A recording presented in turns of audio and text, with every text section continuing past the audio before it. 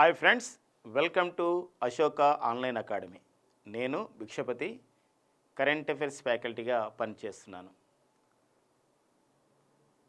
So ప్రతి సంవత్సరం కూడా మనకి గణతంత్ర దినోత్సవానికి ఒక రోజు ముందు కేంద్ర ప్రభుత్వం పద్మ అవార్డులని ప్రకటిస్తుంది.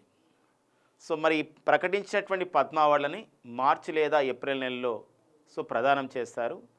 సో మనకి పోటీ పరీక్షల్లో ఈ జనవరిలో ప్రకటించినటువంటి పద్మ అవార్డులపైన ఈ సంవత్సరం మొత్తం కూడా జరగబోయే పోటీ పరీక్షల్లో మనకి ప్రతి పోటీ పరీక్షలో కూడా ఇంపార్టెంట్గా మనం గుర్తుపెట్టుకోవాల్సిన అవసరం ఉంటుంది. ఈ కోణంలోనే మన అశోక ఆన్లైన్ అకాడమీ ద్వారా ఈ యొక్క పద్మ అవార్డులని మీకు వివరించే ప్రయత్నం జరుగుతుంది. ఓకేనండి. మరి 2024 సంవత్సరానికి పద్మ అవార్డులు అనేది 1954లో ప్రారంభించడం జరిగింది. 1954 సంవత్సరంలో ప్రారంభించడం జరిగింది. భారతదేశంలో ఇచ్చే అత్యున్నతమైనటువంటి పౌర పురస్కారం భారతరత్న కాగా, భారతరత్న తర్వాత మరి పద్మ అవార్డులకి ఎంతో పేరుంది. మరి పద్మ అవార్డులని 3 విభాగాల్లో ఇస్తారు: పద్మవిభూషణ్, పద్మభూషణ్, పద్మశ్రీ. 1954లో ప్రారంభించినటువంటి ఈ యొక్క పద్మ అవార్డులని మనకి 3 విభాగాల్లో ఇస్తే పద్మవిభూషణ్, పద్మభూషణ్, పద్మశ్రీ శాస్త్ర సాంకేతిక కళలు, ప్రజాసేవ, ప్రజా వ్యవహారాలు, పరిశ్రమలు, వాణిజ్యము, ఇంజనీరింగ్, సామాజిక సేవ, విద్య, సాహిత్యము, క్రీడలు ఈ రంగాల్లో సేవ చేసినందుకు గాను పద్మ అవార్డులని ప్రదానం చేస్తారు. అవి ఏంటంటే ఒక్కోసారి అడిగే అవకాశం ఉంటుంది. ఈ క్రింది ఏ విభాగాల్లో, ఈ క్రింది ఏ రంగాలలో సేవ చేసిన వారికి పద్మ అవార్డులు ఇస్తారని. కళలు, సామాజిక సేవ, ప్రజా వ్యవహారాలు అండ్ శాస్త్ర సాంకేతిక రంగాలు, ఇంజనీరింగ్, పరిశ్రమలు, వాణిజ్యం and industry, commerce and education, literature, విద్య, సాహిత్యము, క్రీడలు, ప్రజాసేవ. ప్రజా వ్యవహారాలు, పబ్లిక్ అఫైర్స్, రాజకీయ నాయకులకు ఆ విభాగంలో ఇస్తారు. సివిల్ సర్వీసెస్, ప్రజాసేవలో మనకి ఇక్కడ ఉద్యోగస్తులకు ఇలా ఇస్తున్నటువంటి అవార్డులు అనమాట. మరి ఇక్కడ పద్మవిభూషణ్ అవార్డు భారతదేశం ఇచ్చే 2వ అత్యున్నతమైన పౌర పురస్కారం Padma Vibhushan award. The second highest civilian award in India, Padma Vibhushan award. మరి what about the first highest civilian award ఏంటంటే అది మనకు భారతరత్న, పద్మవిభూషణ్. అండ్ పద్మభూషణ్ 3వ అత్యున్నతమైన పౌర పురస్కారం పద్మభూషణ్. 4వ అత్యున్నతమైన పౌర పురస్కారం వచ్చేసి పద్మశ్రీ. మరి ఇక్కడ పద్మవిభూషణ్ అంటే ఈ రంగాల్లో సేవ చేసిన వారికి ఇస్తారు, బట్ అసాధారణమైన విశిష్ట సేవలకు గుర్తింపుగా ఇచ్చేది పద్మవిభూషణ్గా మనం ప్రకటిస్తాం. పద్మభూషణ్ ఉన్నత స్థాయి విశిష్ట సేవలు. అండ్ పద్మశ్రీ వచ్చేసి ఇక్కడ విశిష్ట సేవలు అని చెప్పేసి ఇక్కడ ఇవ్వడం జరిగిందనమాట. ఈ యొక్క విభాగాల నుంచి మనం డిస్కస్ చేసుకోవాల్సిన అవసరం ఉంది. ఇక ప్రతి సంవత్సరం కూడా గణతంత్ర దినోత్సవానికి ఒక రోజు ముందు అంటే జనవరి 26 మన భారత గణతంత్ర దినోత్సవం. ఈసారి మరి జనవరి 26, 2024 75వ భారత గణతంత్ర దినోత్సవాలని జరుపుకోవడం జరిగింది. ముఖ్య అతిథిగా ఫ్రాన్స్ దేశ అధ్యక్షుడు ఇమాన్యుయల్ మేక్రాన్ రావడం జరిగింది. ఇలాంటి నేపథ్యంలో మరి జనవరి 25, 2024 ప్రకటించినటువంటి పద్మ అవార్డుల యొక్క తీరుతెన్నులు మనం చూద్దాం. మొత్తం కూడా 2024 సంవత్సరానికి పద్మ అవార్డులని 132 మందికి ప్రకటించారు. అంటే 132 పద్మ అవార్డులు ప్రకటించారు. ఒకేసారి ఒక అవార్డుని ఇద్దరికి ప్రకటిస్తే కూడా దాన్ని ఒకటే అవార్డుగా మనం పరిగణిస్తాం. అలాంటి నేపథ్యంలో 132 పద్మ అవార్డులు 132. ఇందులో మరి పద్మ విభూషణ్ ఎంతమందికి ఇచ్చారు, పద్మభూషణ్ ఇన్ని అవార్డులు అండ్ పద్మశ్రీ. ఈ పాయింట్ మనం గుర్తుపెట్టుకోవాలండి. ఇక్కడ మనం చూస్తే ఇక్కడ 5గురికి ఒక ప్రముఖులకి 5గురికి పద్మవిభూషణ్ అవార్డు ఇవ్వడం జరిగింది. పద్మవిభూషణ్ ఎంతమందికి ఇచ్చారంటే ఈ సంవత్సరం 2024 సంవత్సరానికి ఇది ఒకనా 5గురికి. అంటే భారతదేశం ఇచ్చే 2వ అత్యున్నతమైన పౌర పురస్కారమైన పద్మవిభూషణ్ 2024 సంవత్సరానికి ఎంతమందికి ఇచ్చారు? 5గురికి ఇచ్చారు. మరి పద్మభూషణ్ భారతదేశ అత్యున్నతమైన పౌర పురస్కారమైనటువంటి 3వ అత్యున్నతమైన పౌర పురస్కారమైనటువంటి పద్మభూషణ్ ఆల్రెడీ మనం డిస్కస్ చేసాం. భారతరత్న భారతదేశం అత్యున్నతమైన పౌర పురస్కారం, 2వ అత్యున్నతమైన పౌర పురస్కారం పద్మవిభూషణ్, 3వ అత్యున్నతమైన పౌర పురస్కారం పద్మభూషణ్. మరి పద్మభూషణ్ ఈసారి ఎంతమందికి ఇచ్చారు? 17 మందికి ఇచ్చారండి. 17 మందికి ఇచ్చారు. అండ్ నెక్స్ట్ వచ్చేసి ఇక్కడ మరి ఒక నాలుగో అత్యున్నతమైన పౌర పురస్కారం పద్మ అవార్డులలో మూడవది అయినటువంటి పద్మశ్రీని ఈసారి ఎంత సో మరి ఎంతమందికి పద్మశ్రీని ఇవ్వడం జరిగింది? 110 అండి. సో ఇక్కడ మొత్తం చూస్తే మనకి ఇక్కడ 132 గుర్తుపెట్టుకోండి. 2024 సంవత్సరానికి పద్మ అవార్డులు ఎన్ని ప్రకటించారంటే 132. మరి ఈ 132లో కొన్ని కేటగిరీలు మనం చూసుకోవాల్సిన అవసరం ఉంటుంది. మరికొన్ని కేటగిరీ అంటే ఇట్లా ఈ సంబంధించినటువంటి రంగానికి ఎంతమందికి వచ్చిందో అలా అడగడానికి ఉంటుంది. క్రీడా రంగానికి ఈసారి 132 పద్మ అవార్డు గ్రహీతల్లో క్రీడా రంగానికి సో ఎంతమంది క్రీడాకారులకి ఈ పద్మ అవార్డులు వచ్చాయి, పద్మశ్రీ వచ్చిందని ఇక్కడ చూడండి. క్రీడా రంగానికి 7 అండి. అంటే క్రీడా రంగం నుండి స్పోర్ట్స్ నుండి పద్మశ్రీ అవార్డు పొందినవారు లేదా పద్మ అవార్డు పొందినవారు ఎంత అండి? ఈసారి 2024 7. వాళ్ళ గురించి డిస్కస్ చేస్తాం. జ్యోత్స్నా చిన్నప్ప స్క్వాష్ ప్లేయర్, పూర్ణిమ మహతో, రోహన్ బోపన్న ఎవరంటే టెన్నిస్ ప్లేయర్. సో వీళ్ళందరి గురించి ఇట్లా క్రీడా రంగంలో డిస్కస్ చేస్తాం. ఇక నెక్స్ట్ వచ్చేసి ఫ్రెండ్స్ ఇంకొక విషయం ఇక్కడ మరి 132 మందిలో 7 క్రీడా రంగం అయితే సో మరి విదేశీయులు, ప్రవాస భారతీయులు, భారత సంతతి వ్యక్తులు ఈసారి ఎంతమందికి ఇచ్చారు ఈ కేటగిరీ అంటే 8 మందికి ఇచ్చారండి. 8 మందికి 8 మంది ఇలా విదేశీయులు కావచ్చు. కొందరు ఇప్పుడు విదేశీయులు లియు యాంగ్ ఉన్నాడు, పాక్స్కాన్ అనే సంస్థకు సీఈఓగా పనిచేస్తున్నారు. అతను తైవాన్ దేశానికి చెందినవాడు. సో విదేశీయులలో ఇవ్వడం జరిగింది విదేశీయులు. కొందరు ప్రవాస భారతీయులు లేకపోతే ఒక ఎన్ఐఆర్ఎస్ అంటాం వీటిని మనం. ఇంకొకటి భారత సంతతి వ్యక్తులు, person of the Indian origin. And ఒక 9 మంది ఇంకా చూసినట్లయితే ఇక్కడ మరణానంతరం. సో 2024 సంవత్సరానికి 132 పద్మ అవార్డు గ్రహీతల్లో మరణానంతరం పోస్ట్ హ్యూమస్లుగా లేదా ఆఫ్టర్ డెత్ అవార్డు పొందినవారు 9 మంది. సో 9 మంది మరణానంతరం ఆఫ్టర్ ద డెత్ పోస్ట్ హ్యూమస్లీ పొందడం జరిగింది. అందులో మనకి చూస్తే బిందేశ్వర్ పాఠక్ సులభ్ ఇంటర్నేషనల్ సొసైటీ అనే ఒక పారిశుద్ధ నిర్వహణ సంస్థను ఏర్పాటు చేసి శానిటేషన్ శాంతాక్లాజ్గా పిలువబడే బిందేశ్వర్ పాఠక్కి మరణించిన తర్వాత పద్మ విభూషణ్ అవార్డు పొందడం జరిగింది. ఇటీవలనే మనం చూసాం ఫాతిమా బీవి భారతదేశ సుప్రీంకోర్టుకి న్యాయమూర్తిగా పనిచేసినటువంటి జడ్జిగా నియమితులైనటువంటి తొలి మహిళగా రికార్డు పొందినారు మన ఫాతిమా బీవి. సో వారు మరణించారు. మరణానంతరం వారికి పద్మభూషణ్ అవార్డు వచ్చింది. విజయకాంత్ నటుడు, తమిళనాడుకు చెందినటువంటి విజయకాంత్ సో నటుడిగా ఉండి రాజకీయ పార్టీ నెలకొల్పి సో మరి రాజకీయ జీవితంలో ఉండగానే చనిపోవడం జరిగింది. సో వారికి కూడా పద్మభూషణ్ వచ్చింది. ఇలా మరణానంతరం 9 మందికి ఇచ్చారు. మరి 2024 సంవత్సరానికి క్రీడా రంగానికి చెందిన 7 వచ్చింది. విదేశీయులు, ప్రవాస భారతీయులు, భారత సంతతికి చెందిన వారికి ఒక 8 మందికి వచ్చింది. మరణానంతరం 9 మందికి వస్తే సో 2024 సంవత్సరానికి పద్మ అవార్డులు 132 పద్మ అవార్డులలో 30 మందికి ఎవరికి వచ్చిందంటే 30 మందికి మహిళలకు వచ్చిందండి. మహిళలు. సో 2024 సంవత్సరానికి పద్మ అవార్డులు పొందినటువంటి మహిళలు ఎంతమంది అని చెప్పేసి అన్నప్పుడు వాళ్ళు 30 మంది అండి. 30 మందికి రావడం జరిగింది. ఇందులో ఒకరు పద్మా సుబ్రహ్మణ్యం. భారతదేశ 2వ అత్యున్నత పౌర పురస్కారమైనటువంటి పద్మవిభూషణ్ని పొందినటువంటి మహిళల్లో ఒకరు పద్మా సుబ్రహ్మణ్యం. సో వీరు భరతనాట్యం అనే క్లాసికల్ డ్యాన్స్లో, శాస్త్రీయ నృత్యంలో పేరొందినటువంటి తమిళనాడుకి చెందినటువంటి వారు. సో మరి పాతతరం నటి అయినటువంటి వైజయంతిమాల బాలి. సో వీరికి కూడా కళల నుండి, సినిమా రంగం నుండి వీరికి కళల నుండి పద్మ విభూషణ్ అవార్డు పొందడం జరిగింది. ఇలా సో మహిళలు ఇలా చూసినట్లు ఒక 30 మందికి పద్మ అవార్డులు 2024 సంవత్సరంలో మొత్తం 132 మందిలో 30 మందికి మహిళలకి ఈ యొక్క పద్మ అవార్డులు రావడం జరిగింది. అందులో మనం కొందరిని డిస్కస్ చేద్దాం. ఇక నెక్స్ట్ వచ్చేసి మరొక అంశం అండి ఇక్కడ మరి వాట్ అబౌట్ అవర్ తెలంగాణ. మరి తెలంగాణ రాష్ట్రం నుండి పద్మ అవార్డులు ఎంతమందికి వచ్చాయి?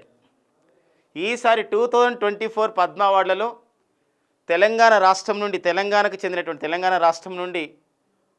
పద్మ అవార్డులు పొందిన వారు 5 అండి. సో తెలంగాణ రాష్ట్రం నుండి సో మరి ఒక పద్మ అవార్డులు పొందిన వారు 5. సో వాటిపైన కూడా మనం డిస్కస్ చేద్దాం. గడ్డం సమ్మయ్య, ఒకన సోమ్లాల్, ఆనందచారి గారు. సో ఇలా మొత్తం కూడా వాళ్ళపైన మనం డిస్కస్ చేద్దామండి. దాసరి కొండప్ప, కూరెళ్ళ విఠలాచార్య. సో ఈ 5గురు కూడా తెలంగాణ రాష్ట్రం నుండి పద్మశ్రీ అవార్డు పొందడం జరిగింది. సో మరి ఆంధ్రప్రదేశ్ రాష్ట్రం, సో మరి ఆంధ్రప్రదేశ్ నుండి 3 పద్మ అవార్డులు వచ్చాయండి. 2 పద్మవిభూషణ్ వచ్చింది. భారత మాజీ ఉపరాష్ట్రపతి అయినటువంటి ముప్పవరపు వెంకయ్యనాయుడు గారికి పద్మవిభూషణ్, అండ్ కొనిదెల చిరంజీవి, కొనిదెల ఒక శివశంకర్ వరప్రసాద్, సో మన మెగాస్టార్ అన్నయ్య, సో చిరంజీవి గారికి పద్మవిభూషణ్ అవార్డు రావడం జరిగింది. అండ్ నెక్స్ట్ వచ్చేసి ఇక్కడ డి ఉమామహేశ్వరి, హరికథా విద్వాంసురాలైనటువంటి వారికి కూడా పద్మశ్రీ వచ్చింది. 2 పద్మవిభూషణ్ అండ్ ఒకరికి పద్మశ్రీ, మొత్తం 3 రావడం జరిగింది. సో ఆంధ్రప్రదేశ్ నుండి 3 వచ్చిందండి. సో ఈ నెంబర్ అడిగే అవకాశం ఉంటుంది, అందుకోసమే ఒక సిస్టమేటిక్ మేనర్లో ఇవ్వడానికి ప్రయత్నం జరిగింది. ఓకేనా. ఇక నెక్స్ట్ మనం పద్మ విభూషణ్ అవార్డు చూద్దామండి. పద్మవిభూషణ్ అవార్డు 5గురికి ఇచ్చారు, 5గురికి ఇవ్వడం జరిగింది. 2024 సంవత్సరానికి పద్మవిభూషణ్ భారత ప్రభుత్వం ఇచ్చే 2వ అత్యున్నతమైనటువంటి పురస్కారం అండి. ఏదైతే పద్మవిభూషణ్.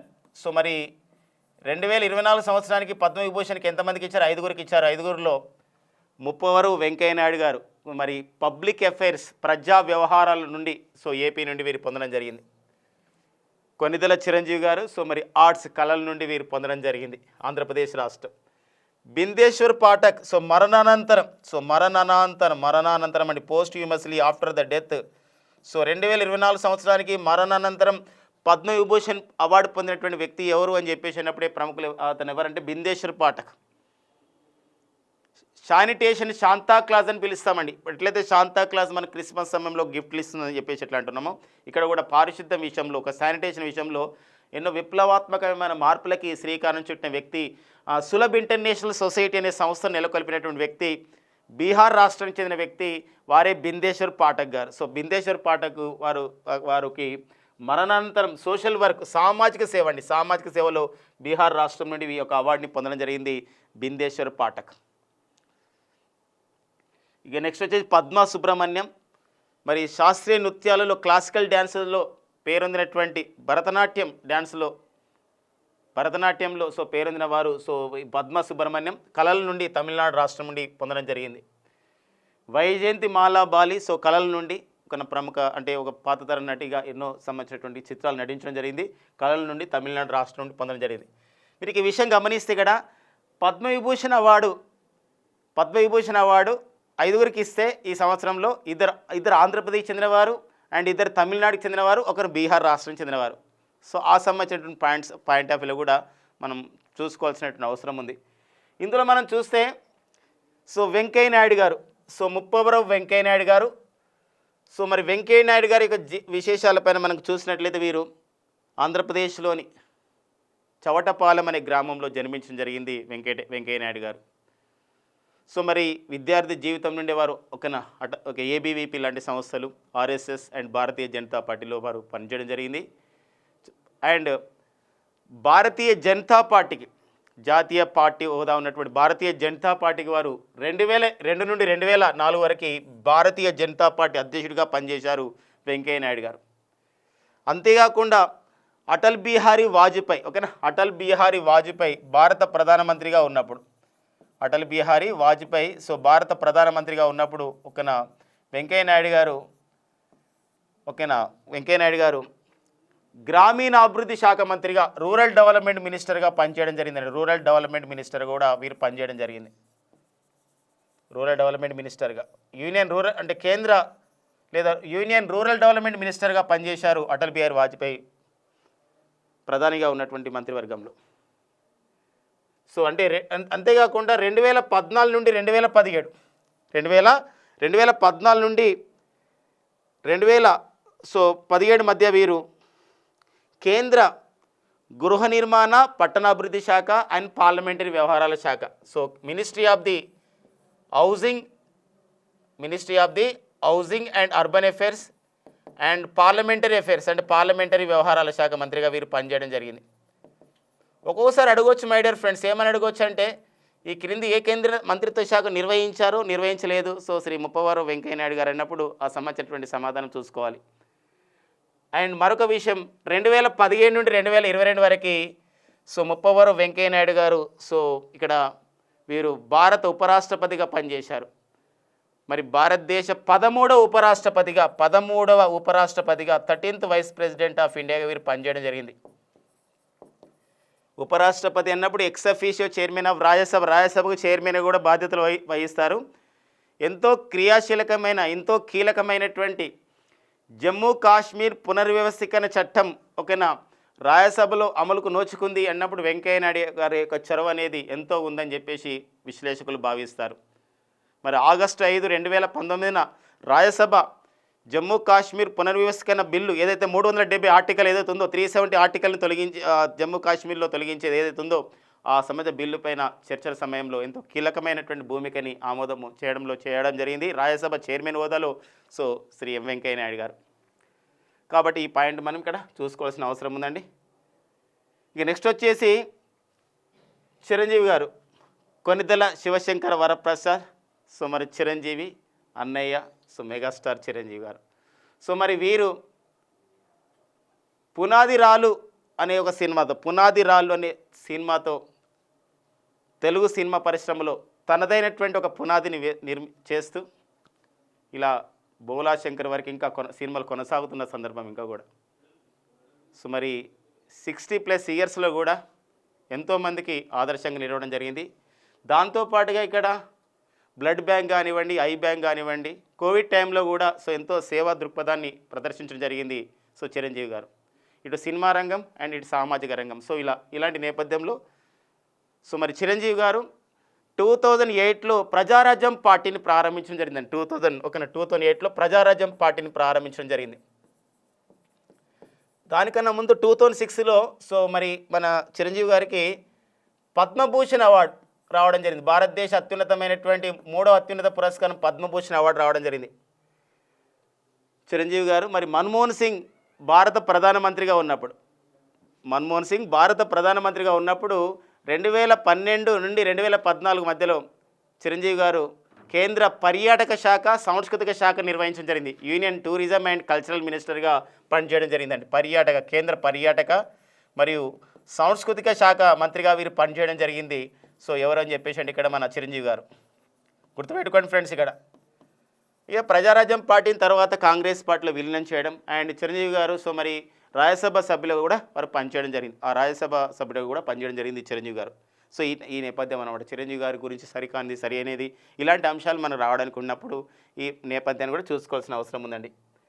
ఇక నెక్స్ట్ వచ్చేసి మనకి ఆల్రెడీ ఇంతోపై డిస్కస్ చేసుకోవడం జరిగింది. ఇక్కడ ఒక బిందేశ్వర్ పాఠక్ శానిటేషన్ శాంతా క్లాస్గా పిలుస్తారు వీరిని. పద్మా సుబ్రహ్మణ్యం గారు భరతనాట్యంలో ఎంతో పేరొందినటువంటి ఒక నృత్యకారిణి. వైజయంతిమాల సో పాత తరం నటి. ఇక నెక్స్ట్ వచ్చేసి పద్మ విభూషణ్ తర్వాత నెక్స్ట్ వచ్చేసి మనకి ఇక్కడ పద్మభూషణ్. భారతదేశం అత్యున్నతమైనటువంటి అవార్డులలో 3వ అత్యున్నతమైన అవార్డు, పద్మ అవార్డులలో 2వది సో ఏంటంటే సో పద్మభూషణ్. సో మరి 2024 సంవత్సరానికి పద్మభూషణ్ అవార్డుని సో ఎంతమందికి ఇవ్వడం జరిగింది అని చెప్పేసి అంటే ఎన్ని అవార్డులు ఇచ్చడం జరిగిందంటే 17 ఇచ్చారు. అందులో మనం చూస్తే ఇక్కడ ఫాతిమా బీబీ మరణానంతం ఇచ్చారండి. పబ్లిక్ అఫేర్స్ ప్రజా సంబంధాల సంబంధించిన రంగం నుండి కేరళ రాష్ట్రం చెందినటువంటి కేరళ నుండి వీరికి ఫాతిమా బీబీకి సో రావడం జరిగింది. మరణానంతరం after the death posthumously వీరికి రావడం జరిగింది so Fatima Bibi. Already discuss చేసాం. భారతదేశ సుప్రీంకోర్టుకి న్యాయమూర్తిగా జడ్జిగా పనిచేసినటువంటి తొలి మహిళ కూడా వీరు రికార్డు పొందడం జరిగింది ఫాతిమా బీబీ. ఇక నెక్స్ట్ వచ్చేసి మనకి విజయకాంత్ సో నటుడు తమిళనాడు సో కళల నుండి వీరు రావడం జరిగింది. వీరికి కూడా సో మరణానంతరం ఈ అవార్డు అనేది రావడం జరిగింది విజయకాంత్. మిథున్ చక్రవర్తి సో మరి ఒక నటుడు బాలీవుడ్ నటుడు మరి వీరికి కళల నుండి రావడం జరిగింది పశ్చిమ బెంగాల్ రాష్ట్రం. సీతారాం జిందాల్ అనే ఒక స్టీల్ సంస్థని నెలకొల్పి మరి హర్యానాకు చెందిన వీరు సీతారాం జిందాల్ అనే ఒక సంస్థను స్టీల్ అనే ఇనుము ఉక్కు కర్మాగారాన్ని స్థాపించి సంబంధించినటువంటి తనకు వచ్చినటువంటి ఆదాయంతో ఈ కర్ణాటక రాష్ట్రంలో కానీ చాలా ప్రాంతాల్లో ఎన్నో ఆసుపత్రులను వాటిని మెయింటైన్ చేస్తున్నారు ఒక కార్పొరేట్ సోషల్ రెస్పాన్సిబిలిటీలో భాగంగా. ఆ నేపథ్యంలోనే సో మరి సీతారాం జిందల్కి కామర్స్ అండ్ ఇండస్ట్రీ అంటే పరిశ్రమలు వాణిజ్యం. మొత్తం 2024 సంవత్సరానికి పరిశ్రమలు వాణిజ్యం నుండి నలుగురికి వస్తే ఆ నలుగురిలో ఒకరు వచ్చేసి ఇక్కడ సీతారాం జిందాల్. అండ్ యాంగ్లీ లేదా లియు యాంగ్ అంటాం, యాంగ్లీ. సో యాంగ్లీ తైవాన్ దేశానికి చెందినటువంటి ఫాక్స్కాన్ అనే సంస్థ అండి. తైవాన్ దేశానికి చెందినటువంటి ఫాక్స్కాన్ సంస్థ, సెమీకండక్టర్ ఇండస్ట్రీ అది ఫాక్స్కాన్. అంతేకాకుండా ఏదైతే ఐఫోన్స్ అంటున్నామో, యాపిల్ ఫోన్ అంటున్నామో అందులో అసెంబ్లింగ్ చేసే ఒక యూనిట్లో ఒక 70% ఇక్కడే తయారవుతాయి ఈ సంస్థలోనే, ఫాక్స్కాన్ సంస్థ. ఈ మధ్యకాలంలో భారతదేశంలో చాలా రాష్ట్రాల్లో ఫాక్స్కాన్ సంస్థ పెట్టుబడులు పెడుతుంది, ఫాక్స్కాన్ సంస్థలు నెలకొల్పుతుంది. తెలంగాణ రాష్ట్రంలో మరి కొంగర్ కలాన్ ప్రాంతంలో, సో మరి హైదరాబాద్ సమీపాన కొంగర్ కలాన్ ప్రాంతంలో ఫాక్స్కాన్ తన యొక్క ప్లాంట్ను కూడా ఏర్పాటు చేయడం జరిగింది. సో వారి యొక్క చొరవ అనమాట ఎవరు, యాంగ్లీ. 2024 సంవత్సరానికి పరిశ్రమలు వాణిజ్యం కామర్స్ అండ్ ఇండస్ట్రీ విభాగం నుండి పద్మభూషణ్ అవార్డు పొందినటువంటి తైవాన్ దేశస్థుడు ఎవరు, ఫాక్స్కాన్ చైర్మన్ అండ్ CEO ఎవరు అన్నప్పుడు వారు యాంగ్లీ అండి. సో చాలా ఇంపార్టెంట్ పర్సన్ ఇక్కడ. ఉషా ఉతప్ మరి గాయని, కళల రంగం. సో పశ్చిమ బెంగాల్ రాష్ట్రం నుండి వీరు పద్మభూషణ్ అవార్డు పొందడం జరిగిందండి. సో పద్మభూషణ్లో 17లో మనం కొంత ఇంపార్టెంట్ పర్సన్స్ని మనం డిస్కస్ చేసుకోవడం జరిగింది. ఇక నెక్స్ట్ వచ్చేసి మనకి పద్మశ్రీ అవార్డు.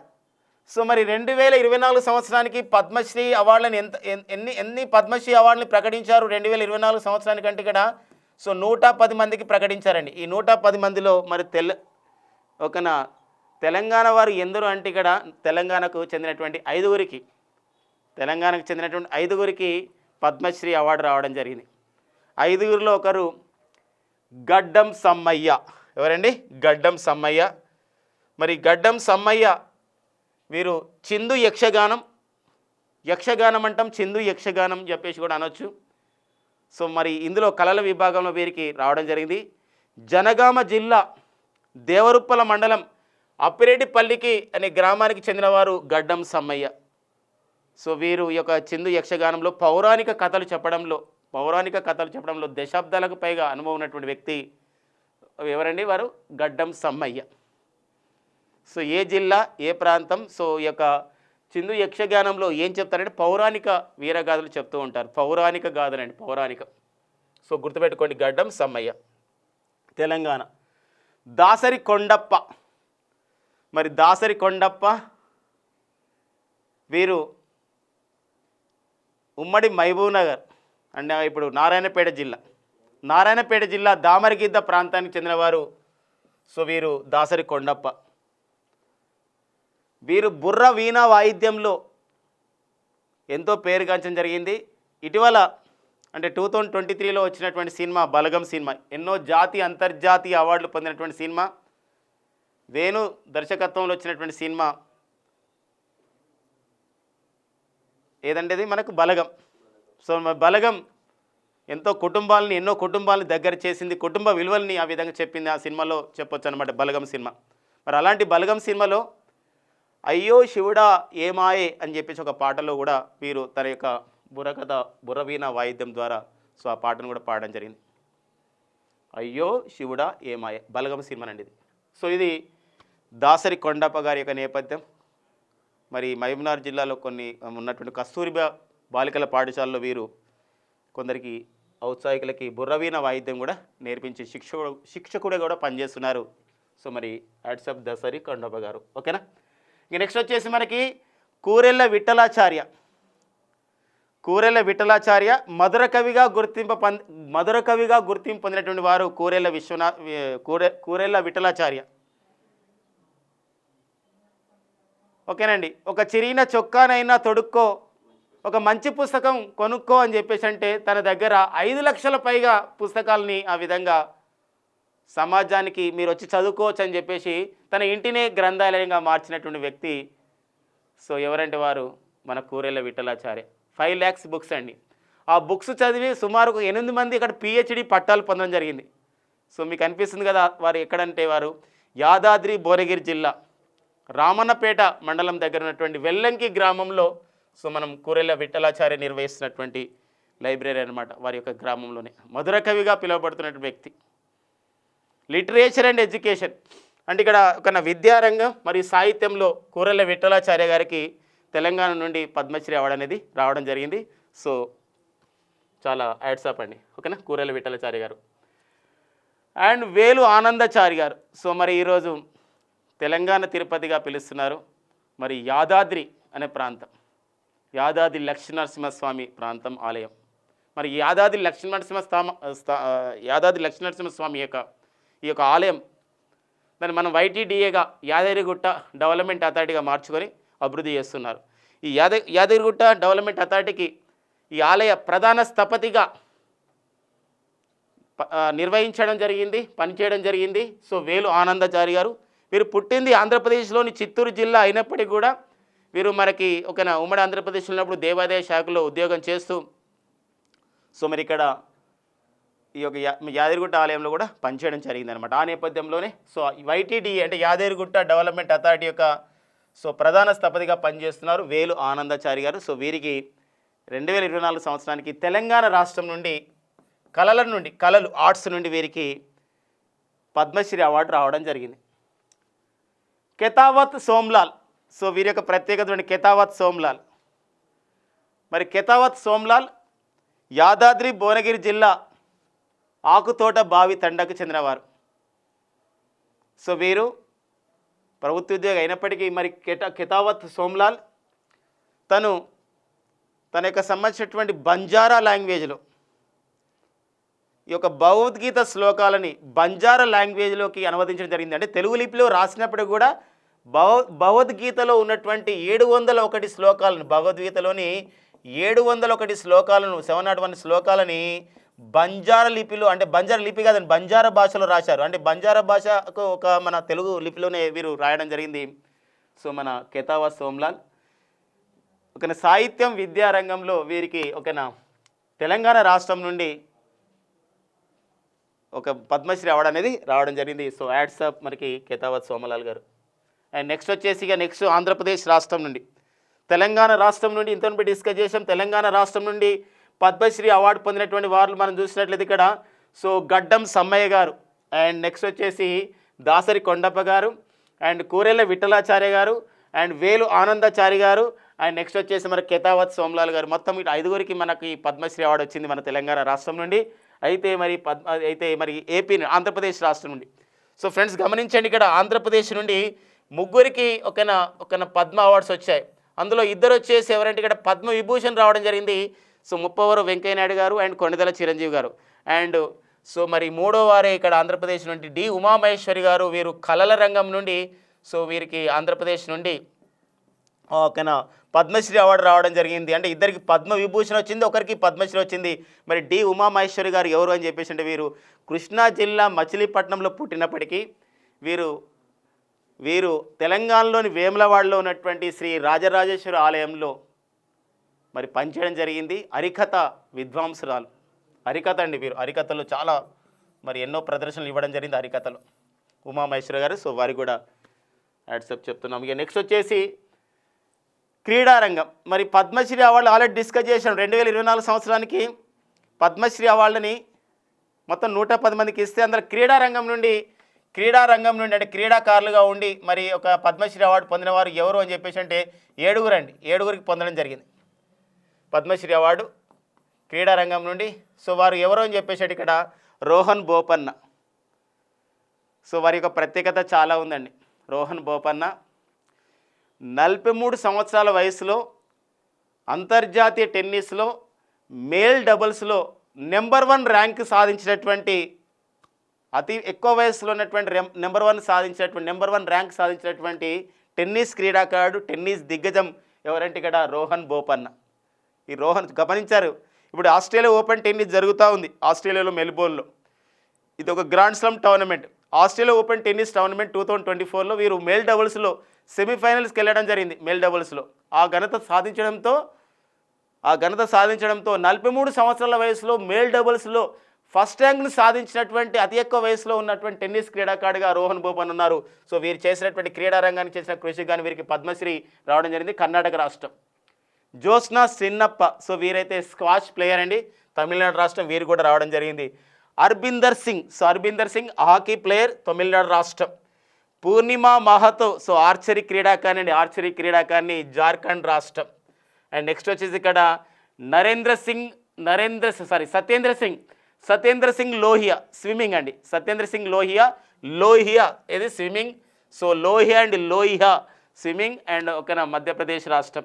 గౌరవ్ ఖన్నా, సో మరి బ్యాడ్మింటన్కి ఎంతో గౌరవం తెచ్చారు గౌరవ్ ఖన్నా, వీరు ఉత్తరప్రదేశ్ రాష్ట్రానికి చెందినవారు.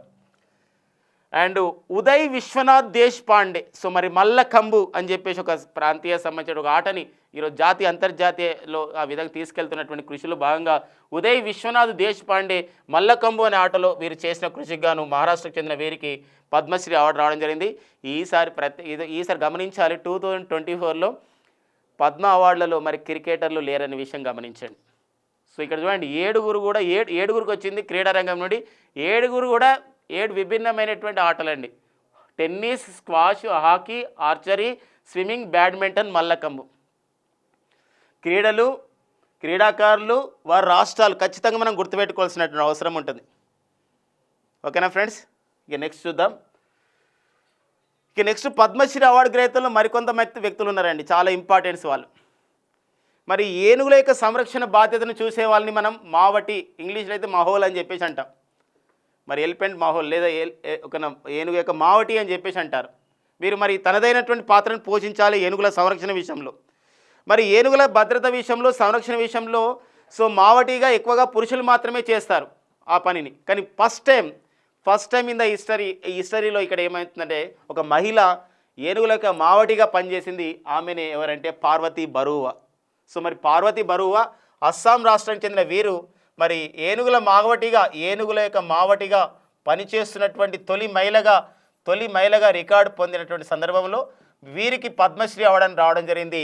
సోషల్ వర్క్, సామాజిక సేవ విభాగంలో సో పార్వతీ బరువా అండి. ఇక నెక్స్ట్ వచ్చేసి కేరళ రాష్ట్రానికి చెందినవారు.